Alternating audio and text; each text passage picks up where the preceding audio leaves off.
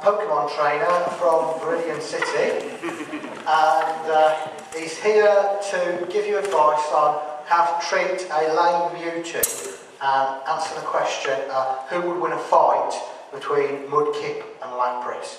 Take it away, Professor. Okay, Mewtwo, probably the best solution for that one is to take it to a Pokemon Center, and I think Lapras would easily win the fight. Although I do like Mudkip. But I'm basically here to go through the year of lake and sea monster reports, and there's a lot of reports that have happened this year, so I'm going to have to cut a few out, and I'm going to have to be quick. So if there's anything you don't catch, then please just approach me afterwards and ask. If we take it from the 30th of July last year to the 30th of July this year, I think that'll work out pretty well. On the 30th of July 2007, a lady named Bridget Hovarth was driving past Cameron Lake in Ontario in Canada. As she was driving past, she spotted a wake in the water. It was quite a large wake, and it was not caused by any boats, as she insisted there were none in the area. And she got out of her car to investigate further and noticed two more similar wakes, very close to the one she saw from the car. The wakes appeared to be moving in a circle in a manner that, according to Hovarth, was similar to how whales school up on fish. If Dave does next slide, we can see the Cameron Lake there. And the local opinion is that the identity of the creatures, which have been seen on the lake for at least 30 occasions since the 1980s, are quite likely large examples of muskellunge pike. Now, for our next slide, now, in the last year or so, there's been quite a large spate of monster sightings in Chinese lakes, and two of these sightings have actually been caught on camera. The problem was, though, that the two videos were reported in the West, despite happening a couple of months apart, within days of each other, and this caused confusion with various press outlets thinking that they happened in the same lake and all various things like that, which is, you know, quite unprofessional in my opinion, just not really doing their research. But if you just pay attention for a bit, then I should get to the bottom of any confusion that you might have had when you read the original reports. And the first video, a still from which we can see behind me, was in Lake Canassie, and this was filmed on the 15th of this was filmed in July 2007, towards the end, and there was a swarm of 15 objects which were seen leaving V-shaped wakes. Now, a close-up of one of the wakes, apparently later on the same video, showed what looked like a large fish surfacing and going underwater.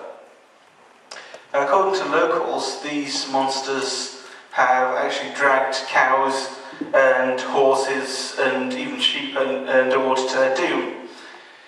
And a Chinese scientist named, if I can pronounce this right,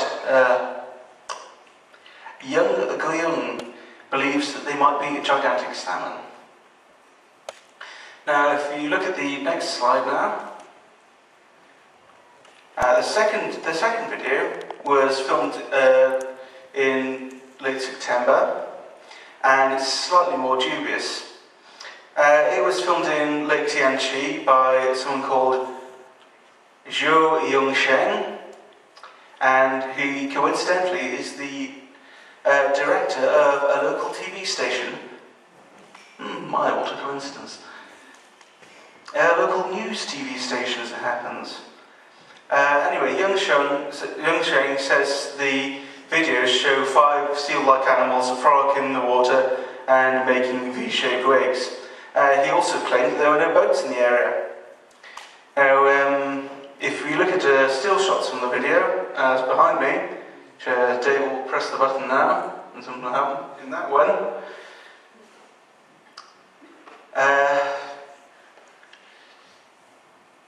They certainly support its claim that there were no boats in the area, but it doesn't really support a claim made of seal-like animals. Because if you look at that picture there where it's ringed, you can actually see an animal flapping its wings. And if you look at the other one, if you press the button, Dave, there you can actually see a shape which looks very similar to a swan. Now, I wouldn't call a swan a seal-like animal, and I doubt many of you would either. Now, also in China in September, rumours started to circulate about a monster inhabiting a reservoir that had been built for a new hydroelectric power station in Hongqing. Residents of the area were terrified by a strange nocturnal mooing sound coming from the reservoir. The local government were quite sceptical of the stories, so they came up with a foolproof way to discover the truth behind the mysterious mooer. They drained the lake. Now, sadly, nothing was found, and it's likely that the moon was just a sound caused by the workings of the new plant's machinery.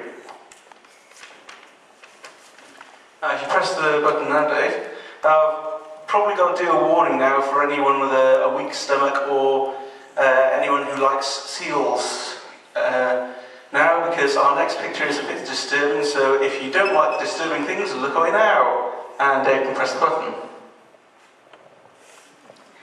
Now, almost every summer, a newspaper prints a story about a great white shark being spotted off the coast of Britain.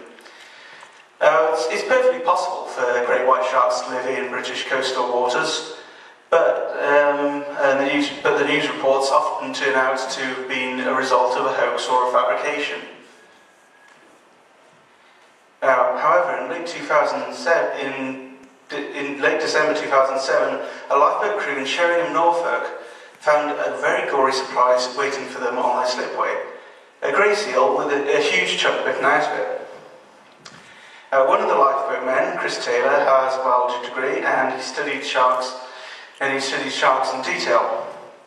And he claims that the seal's injuries were consistent with the great white shark's bite.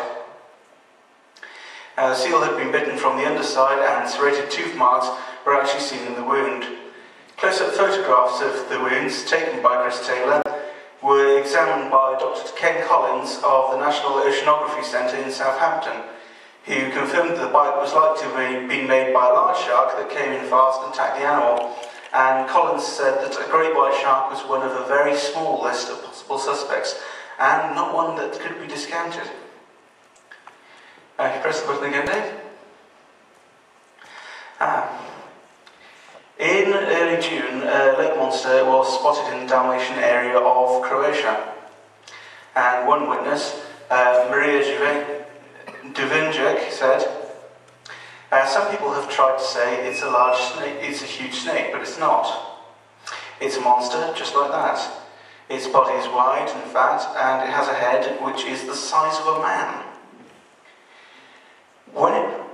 When I saw it, the first thing I thought was we have our own Loch Ness monster. And there's a picture of the lake just behind me there. Now, other witnesses have claimed that the monster is over 6 metres in length, which is 20 foot in old money. And whatever the creature may be, it's definitely a newcomer to the area, because the lake it has been seen in, which is Peruka Lake, as I said, just behind me, was created by a man-made dam in 1959, and there's in fact no tradition whatsoever of lake monster sightings in the area, according to news reports. If you press the button again. We're here in Loch Ness. I bet no one saw this coming. Right, for the past year there's been a rash of stories popping up in the national press proclaiming that the Loch Ness monster is dead. The basis for this doom-mongering was apparently that there have been very few sightings reported to the national press in the last year. Now, using the same system, I can exclusively reveal the death of Jeremy Spake. chubby camp Aeroflot worker from BBC docusoap Airport. Now I can say this quite confidently because he hasn't been in the national news either, so he must be deceased. More likely, the reason for the lack of sightings was the extremely wet summer last year, which is being followed by this summer's extremely wet weather as well. Most sightings are made by tourists, and it's only the most dedicated tourists which would brave summer quite as wet as the one we had last year, and probably this year too.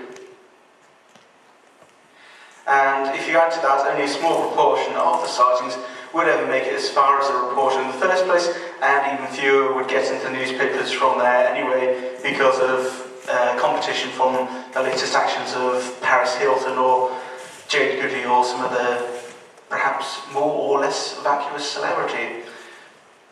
But anyway, we've actually got some good news. In July, a video of a recent sighting surfaced. The tip was made by a 31-year-old tourist called Graham Garside and his father Graham Garside. The Garsides were on one of the tourist boats taking a tour of the loch when David spotted a disturbance in the water some way off. He grabbed his video camera and he hit record and used the zoom to get a better look. He said he couldn't really see what it was, but it looked like a crocodile's back.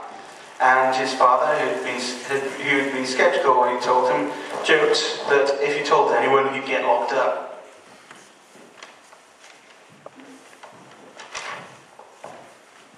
Now, when his father saw the film some weeks later, he was absolutely gobsmacked, and he went as far as to eat his words quite considerably by telephoning the holiday company that they'd went with to actually